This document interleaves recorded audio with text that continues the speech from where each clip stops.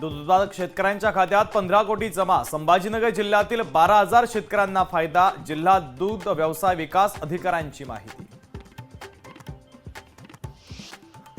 अमरावतीमध्ये क्रिकेटच्या मैदानात रवी राणांची फटकेबाजी। राणांना क्रिकेट खेळण्याचा मोह आवरला नाही। रवी राणा यांचा व्हिडिओ सध्या व्हायरल। छत्रपती शिवाजी महाराजांच्या पुतळ्याचं काम युद्ध पातळीवर। राजकोटवर भक्कम शिवपुतळा उभारला जाणार। राजकोटवर 60 फूट उंच पुतळा उभारणार।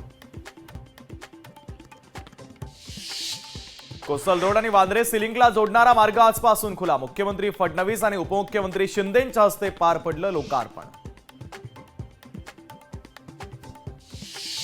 पुणे मुंबई द्रुतगती महामार्गावर पुन्हा 3 दिवस ब्लॉक। आजपासून 3 दिवस पुन्हा ब्लॉक। दुपारी 12 ते दुपारी 3 वाजेपर्यंत ब्लॉक। गृहीता विचारेचा प्रजासत्ताक दिनी नवा विक्रम। उत्तराखंडच्या केदारकंठा शिखरावर फडकवला तिरंगा। 10 वर्ष गृहीताची उल्लेखनीय कामगिरी। शक्तीपीठ महामार्गाला बीडमधील शेतकऱ्यांचा विरोध। अंबाजोगाई तालुक्यातून जाणाऱ्या शक्तीपीठ महामार्गाला विरोध। नागपूर ते गोवा शक्तीपीठ महामार्गाला विरोध। देशभरातल्या बाजारात टोमॅटोचे भाव पडले। महाराष्ट्रासह राजस्थान, दिल्ली, हरियाणात देखील टोमॅटोचे भाव घसरले। तर जयपूरच्या मार्केटमध्ये टोमॅटोची 1 रुपये किलोने विक्री। मराठीच्या मुद्द्यावरून मनसे पुन्हा आक्रमक। हॉटस्टार या OTT वाहिनीच्या विरोधात मनसेची आक्रमक भूमिका।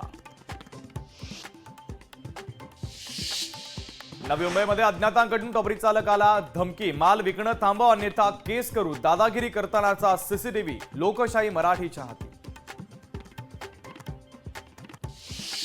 कोल्हापूर जिल्ह्यातील आरोग्य सुविधा वाढवण्याला प्राधान्य देणार। पालकमंत्री प्रकाश आंबेडकरांचं वक्तव्य। नालासोपाऱ्यामध्ये तोडक कारवाईमुळे शहरात धुळीचं प्रमाण वाढलं। शिल्लक 31 इमारतींवर तोडक कारवाई सुरू होणार।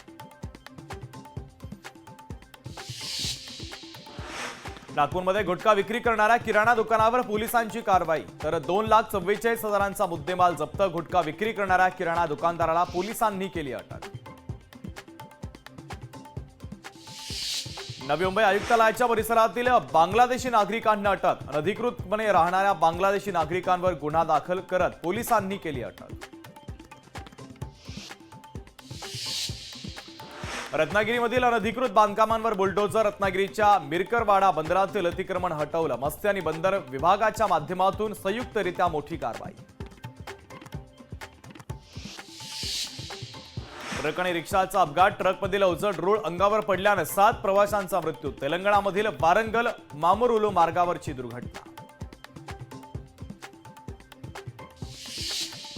धाराशिवच्या रोहकलमध्ये भरधाव बसचा भीषण अपघात। अपघातामध्ये अनेक प्रवासी गंभीर जखमी झाल्याची माहिती। जखमीवर जवळच्याच एका रुग्णालयामध्ये उपचार सुरू।